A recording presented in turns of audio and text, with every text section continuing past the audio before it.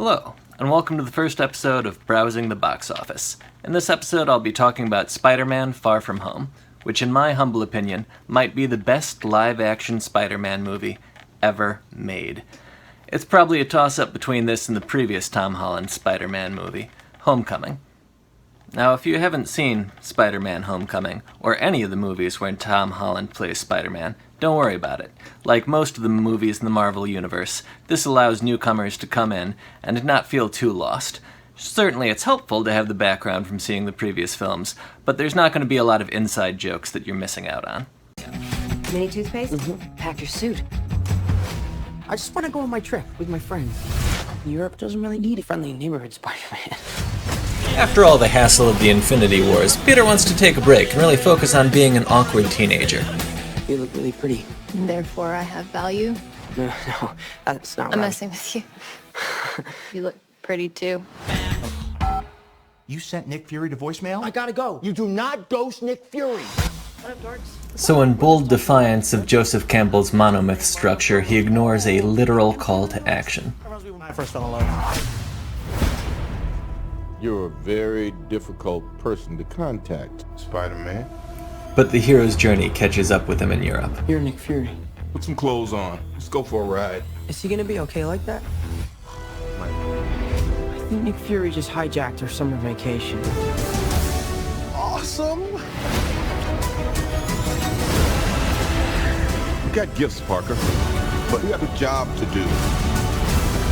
Are you going to step up or not? And everything is incredibly awesome. You're all alone.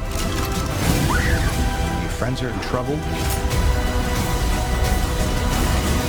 What are you gonna do about it? And that's it for Spider-Man: Far From Home. The whole rest of this review is me defending my assertion that Tom Holland is the best Spider-Man of all time, and I'll die on that hill. And now to prove my point, we're going to take a deep dive into the entire history of live-action Spider-Man productions. Now, I don't want to pick on 1977's Nicholas Hammond. He has a clear enthusiasm for the role, and I think everyone was trying their best, but it's like the first Pancake. Mistakes were made in the learning process. The execution is more than a little bit clumsy.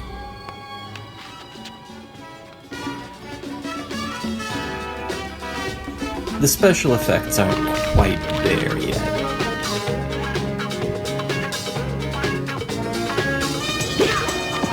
And the fight choreography is, well, it's this. Well, I'm not taking no Spider-Man The to that TV part show of was town. not very good. But don't take my word for it. Let's hear from Stan Lee, the creator of Spider-Man. So I was disappointed in it, and it didn't do well. It didn't last very long. Spider-Man! Spider-Man! But 1978's Japanese Spider-Man was a different story entirely. No longer a friendly neighborhood Spider-Man.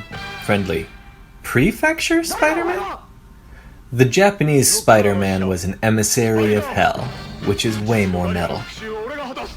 In addition to his thirst for revenge and his flair for power posing, the Japanese Spider-Man has significantly cooler webbing effects, and the fight choreography is undeniably superior.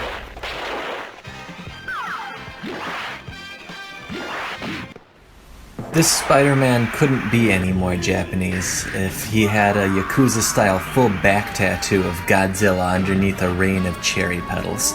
This show has pure Power Rangers DNA in it.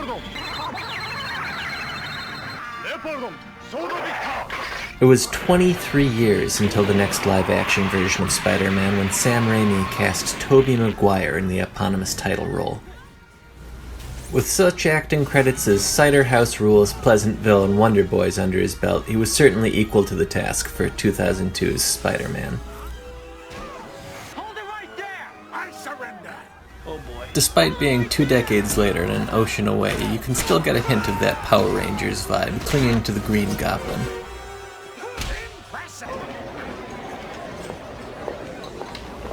Tobey Maguire did an excellent job of capturing the awkwardness of Peter Parker.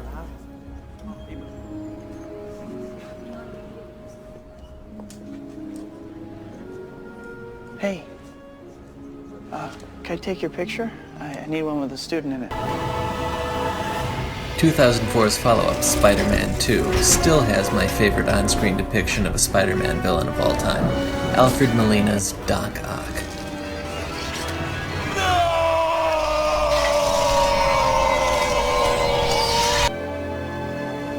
And although there are few kind things that could be said about 2007's Spider-Man 3, Thomas Hayden Church took a two-dimensional character of a street thug with awesome powers and made him drip with pathos. Andrew Garfield, who played Spider-Man in 2012 and 2014, was never really believable as an awkward nerd. The classic Hollywood thing of putting glasses on an incredibly hot person and pretending that they're now awkward. He was, however, remarkably good at pulling off the wisecracking swagger of Spider-Man when he's in his web-swinging element.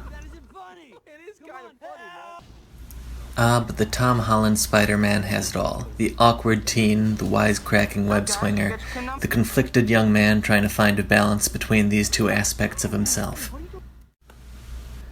Through 41 years and 5 different actors, Spider-Man has seen a number of live-action interpretations, and in my opinion, the current one is the very best. Once I've met YouTube's requirement of 1,000 subscribers, I'm going to opt into the Google AdSense program and donate 95% of the proceeds directly to the Breast Cancer Research Foundation. They have a stellar A rating on Charity Watch, and they fund a lot of excellent research. I love bioscience research. And I hate cancer.